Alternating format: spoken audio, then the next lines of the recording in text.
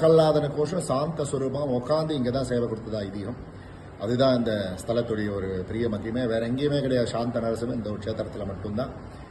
அவருக்கு அப்புறமா அடுத்த பெருமாள் யார் இருக்காருன்னா உலகளந்த பெருமாள், ஆகாயத்தையும் பூமியும் அளக்கிறார். திருக்கோவிலூர் பெருமாளை சேவிச்சவரனா அவரை ஆழ்வார் இங்கே பாடும்போது அவர் ரிஷி இங்கே பலி சக்கரவர்த்தி அளந்த நிலையில் இங்கே சேவை கொடுக்குறார். அதனால் அவரை நடந்தான்னு பாடியிருக்கார்.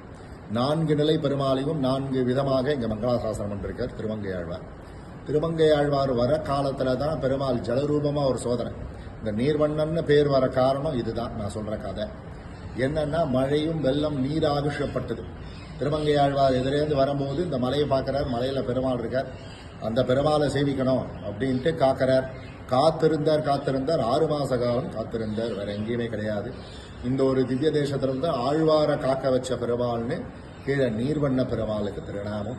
ஜலரூபமா சோதனை கொடுத்ததால் நீர் சூழ்ந்த மலை இந்த ஊருக்கு மாமலையாவது நீர்மலையே திருநீர்மலைன்னு ஜலரூப பெருமாள் இந்த ஊருடைய ஸ்தலாதிபதி நீர்வண்ணன்னு ஆழ்வாரிக்க மங்களாசாசனம் பண்ணிருக்க ஜலரூப பெருமாள்னு.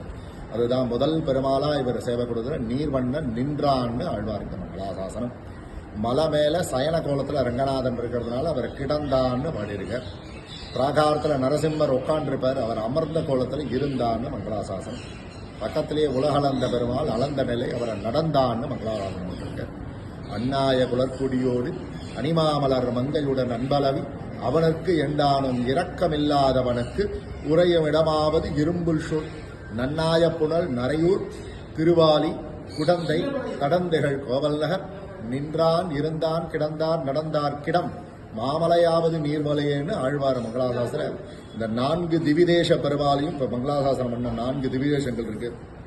நரையூர் பெருமாள் கீழே நீர்வண்ணனையும், மலையில ரங்கநாதன் கும்பகோணம் சாரங்கபாணியும், நரசிம்மரை சேவிச்சா திருவாலி லட்சுமி நரசிம்மனை சேவிச்ச பலனாகவும், திருக்கோவிலூர் உலகளந்த பெருமாள் அவரை மலையில் இருக்க அவரை சேவிச்ச பலனாகவும் ஆழ்வார் இந்த பாசுரத்தில் மங்களாசாசனம் பண்ணிருக்கார்.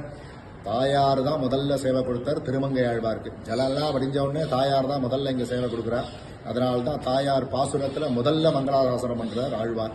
அன்றாய குலற்குடியோடு அணிமாமலர் மங்கையுடன் அன்பளவின்னு சொல்லி ஆழ்வார் பாசுரத்தில் முதல் பாசுரத்தில் தாயாரை பாடுறது இந்த க்ஷேத்திரத்தை தான் முதல்ல. அதனால தான் அணி ஆபரணம் அவர் ஆழ்வார் வரும்போது புஷ்பமே ஆபரணங்களாக ஜொலிச்சாலாம். அதனால தான் இந்த தாயாருக்கு ரொம்ப வரப்பிரசாதி தாயாருன்னு பிரணாமம்.